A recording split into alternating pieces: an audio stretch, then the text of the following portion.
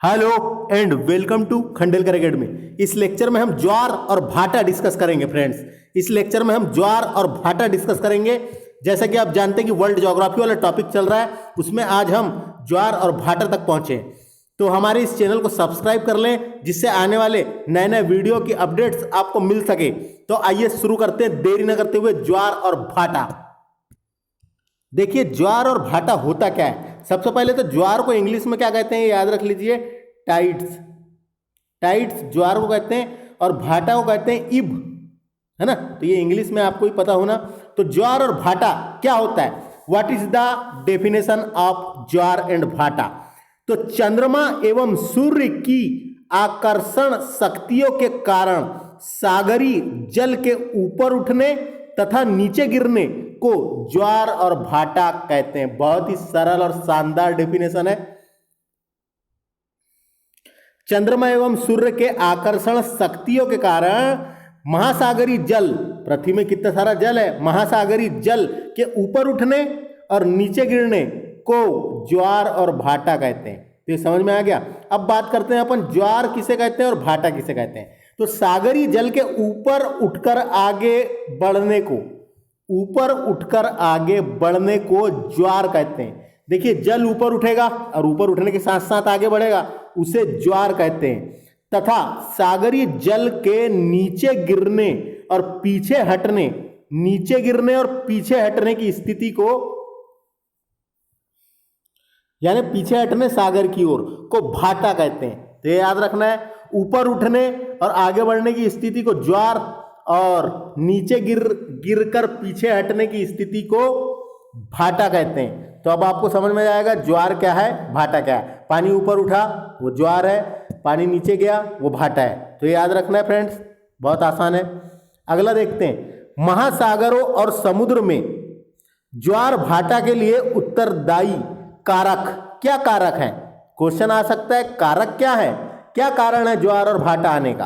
तो एक है सूर्य का गुरुत्वी बल, सूर्य का गुरुत्वी बल ये कारण है। चंद्रमा का गुरुत्वी बल ये भी उसका कारण है, चंद्रमा का गुरुत्वी बल। एवं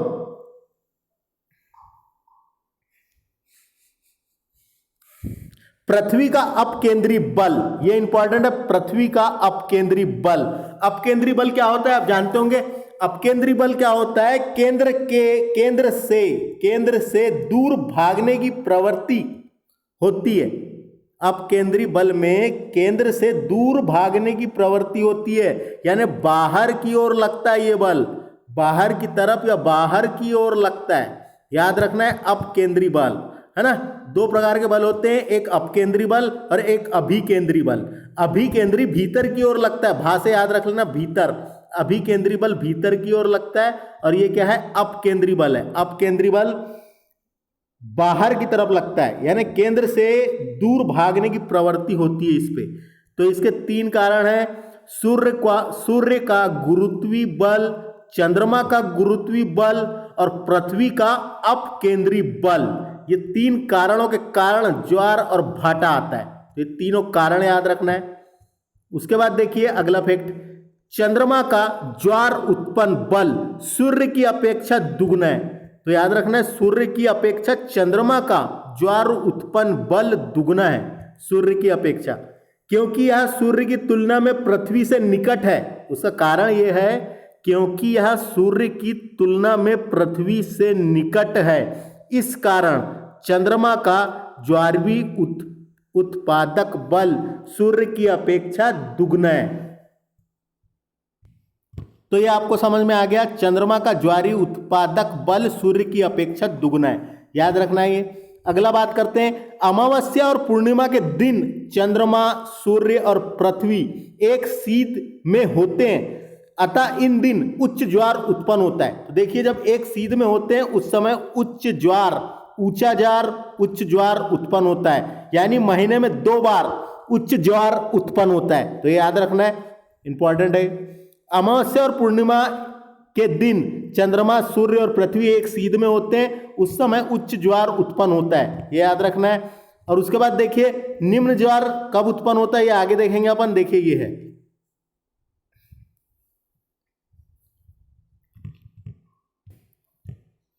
देखिए प्रत्येक महीने के दोनों पक्ष कौन से? दो पक्ष होते हैं महीने में, एक तो होता है कृष्ण पक्ष और एक शुक्ल पक्ष। तो इसके बारे में आपको जानकारी होगी। दोनों पक्षों की सप्तमी और अष्टमी को सूर्य, चंद्रमा, पृथ्वी केंद्र पर समकोण बनाते हैं। इस स्थिति में सूर्य और चंद्रमा के आकर्षण बल एक दूसरे को संतुलित करने का प्रयास करते हैं। इस दिन निम्न ज्वार उत्पन्न होता है। तो याद रखना है निम्न ज्वार कब उत्पन्न होता है और उच्च ज्वार कब उत्पन्न होता है। तो ये दोनों याद रखना है, दोनों इंपॉर्टेंट है। दो पक्ष होते हैं, आप जानते हैं कृष्ण पक्ष, शुक्ल पक्ष।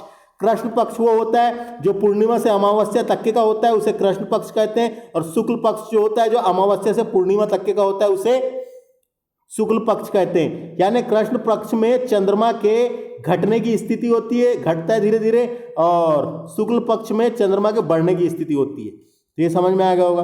दोनों पक्षों की सप्तमी और अष्टमी को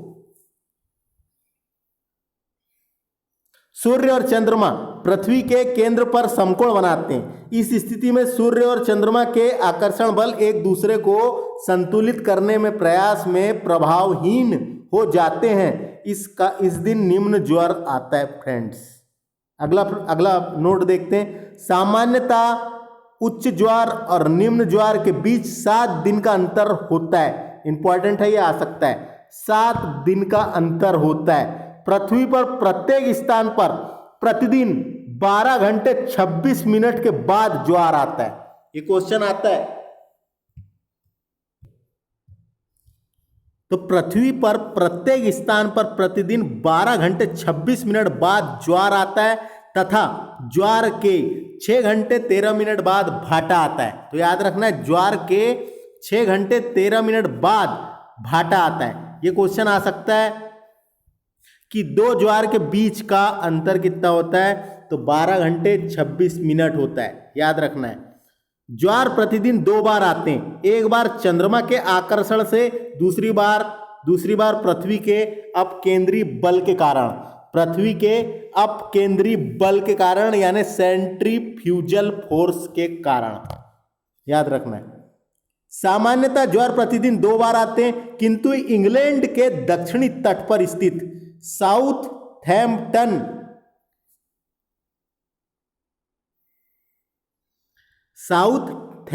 में ज्वार प्रतिदिन 4 बार आते हैं। यह इंपॉर्टेंट है। साउथहैम्पटन में प्रतिदिन ज्वार 4 बार आते हैं। यहां 2 बार इंग्लिश चैनल से होकर और 2 बार उत्तरी सागर से होकर विभिन्न अंतरालों तक पहुंचते हैं। तो याद रखना ही है। उसके बाद आगे चलते हैं। लास्ट फैक्ट, विश्व का सबसे ऊंचा ज्वार कहां आता है करके क्वेश्चन आता है। विश्व का सबसे ऊंचा ज्वार कनाडा के नोवास्कोशिया में स्थित फंडी की खाड़ी में आता है। ये फंडी की खाड़ी कनाडा के पास है। फंडी की खाड़ी कनाडा के पूर्व में फंडी की खाड़ी में आता है। ज्वारी उभार की ऊंचाई 15 मीटर और 16 मीटर के बीच होती है। तो 15 से 16 मीटर ऊंचा आता है, क्योंकि वहां पर 2 बार ज्वार एवं 2 निम्न ज्वार प्रतिदिन आते हैं। तो समझ में आ गया होगा आपको। क्योंकि वहां पर 2 उच्च ज्वार और 2 निम्न ज्वार प्रतिदिन आते हैं, इसका मतलब 4 बार, दिन में 4 बार ज्वार कहां आता है अगर क्वेश्चन आ सकता है। फंडी की खाड़ी में आता है। विश्व का सबसे ऊंचा ज्वार और भाटा फंडी की खाड़ी में आता है। याद रखना है। तो फंडी की खाड़ी कहां पर है? कनाडा के पास है, पूरब में, उत्तर पूर्व तरफ। तो ये था हमारा लेक्चर जिसमें हमने ज्वार और भाटा डिस्कस किए थे फ्रेंड्स। लूसेंट की बुक से डिस्कस किए थे। इसमें इतना ही। वीडियो कैसा लगा कैसा आप बता सकते हैं। तो मिलते हैं फ्रेंड्स अगले लेक्चर में हम वायुमंडल डिस्कस करेंगे। हमारे इस चैनल पर बने रहें और चैनल को सब्सक्राइब कर लें। नमस्ते।